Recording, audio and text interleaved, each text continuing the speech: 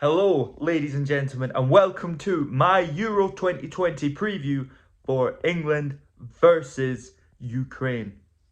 Now, obviously, Ukraine are coming off a fantastic win from Sweden, in which was a very interesting game, and England are coming off of a fantastic 2-0 performance against Germany, where I think everyone in the country was out of disbelief. Now, I am indeed an England fan.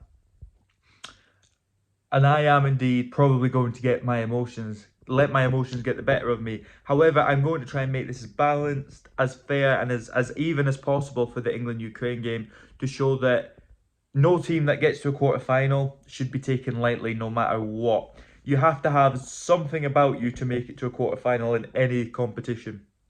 Now, we have seen England play Ukraine before in the World Cup, and for me, that's Sweden before at the World Cup, sorry, and for me, that's kind of why I'm glad we are playing Ukraine.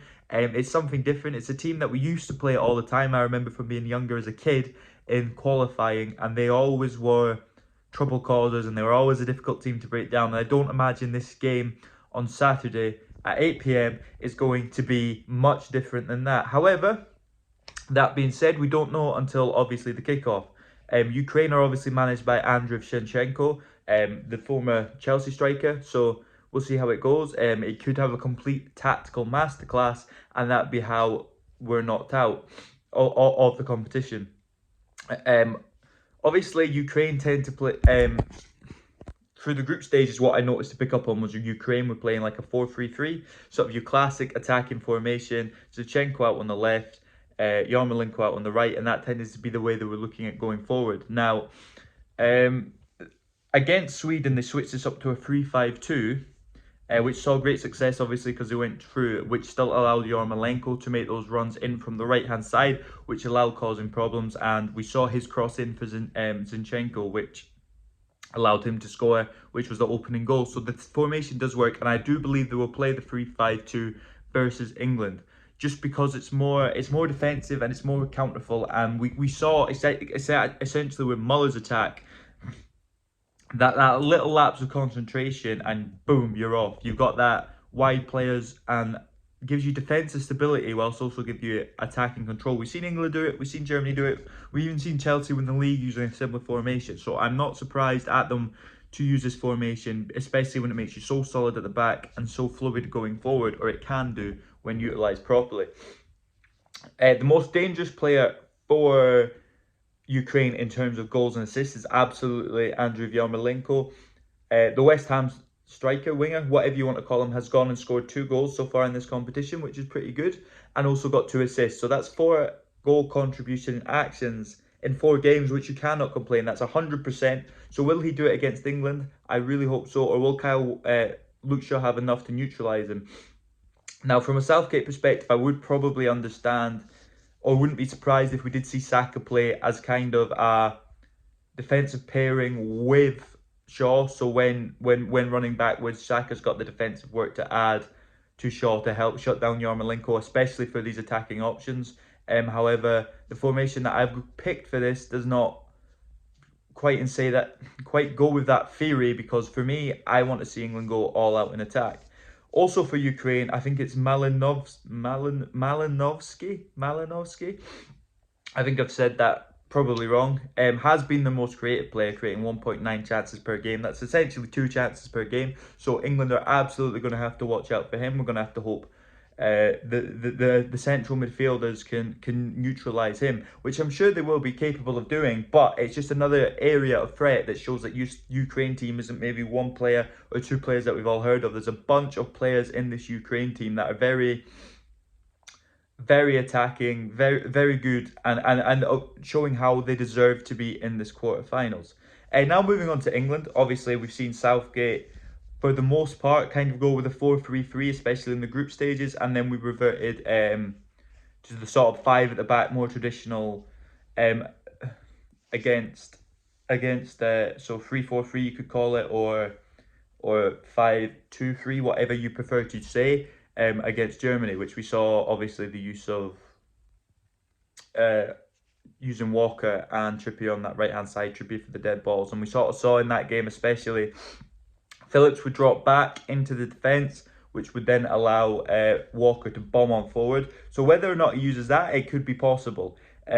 What else we're noticing from that game is that Sterling seems to be the most of our attacking outlet options. Sterling seems to be the one that's driving us forward, and he's probably been England's best player of the tournament so far. I think out of all the players who have had over 5 shots, Sterling's got the highest XG of 2.5, which means that obviously Sterling is picked up sort of what he's learned from Man City and executing it for England, in that he is scoring these goals, getting into the correct positions, having good chances, which, to be honest, compared to previous tournaments with Sterling, he's not quite done it. Is this because he is playing in his hometown? He is from Wembley.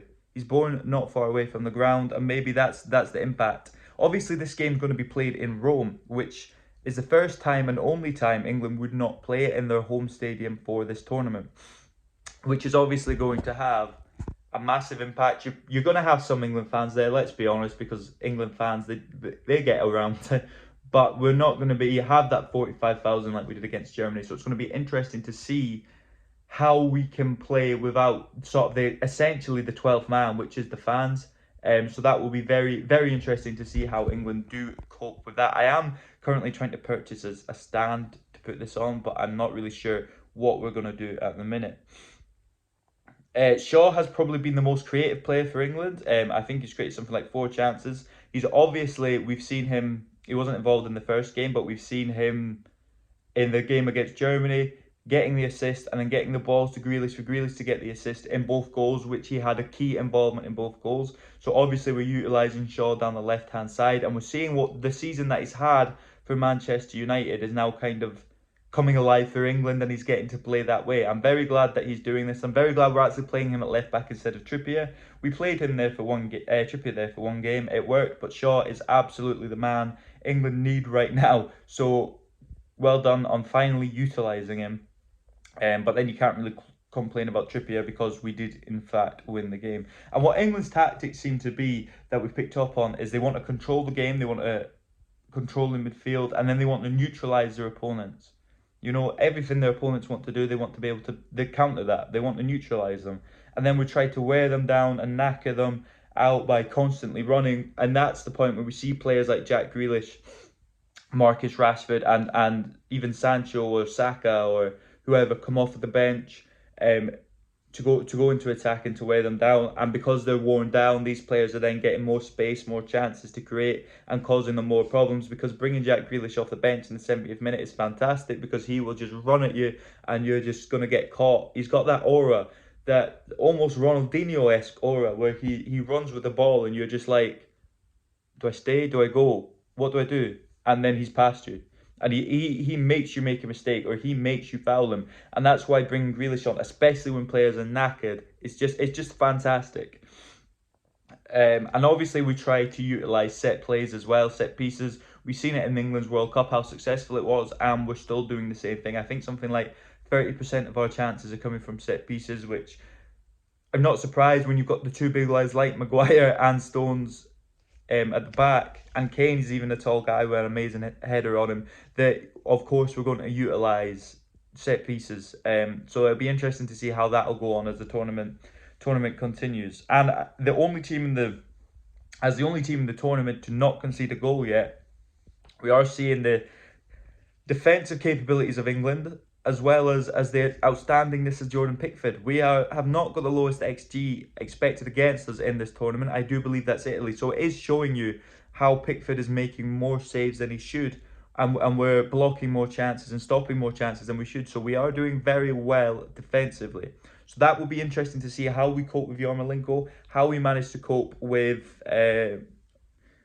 everyone, I suppose, going forward, Zinchenko, everyone. So that will be very interesting to see. And the team that I expect us to play against Ukraine, I think we're going to revert back to the sort of like 4-3-3 kind of, or 4-2-3-1, I should probably call it. That's more accurate kind of formation against Ukraine, which would see Pickford obviously in goals, with a back four of Luke Shaw, Maguire, Stones, and Walker. Yeah, I think we'll go with Walker again. And then Rice and Phillips in your midfield. You could substitute in Henderson maybe for Phillips because he's on the yellow card. I could see that also happening, but I don't know. I just think Rice and Phillips have worked very well, and Phillips has been fantastic this tournament, I do believe. And then your sort of midfield three being Foden back into the squad for Saka, just because I think he's more rested now. I'm going to see more from him. Mason Mount, because he's now with the team, and we know Southgate loves Mason Mount. And he does a great job defensively as well as attacking, so Mason Mount can play in that role. Raheem Sterling, because he is the undroppable player of this tournament, and Harry Kane up front. Please like and subscribe the video. Let me know what you think down below. For me, I just want to see us go out there and play with fight, play with passion, win every ball, but also just show our quality. And we're starting to build and get more confident as this tournament goes on. And that's all you can ask for them, is come home, bring home another 3 points, bring home the victory, put us through to the semis. That'd be 2 semi-finals for Southgate. Come on, let's do this.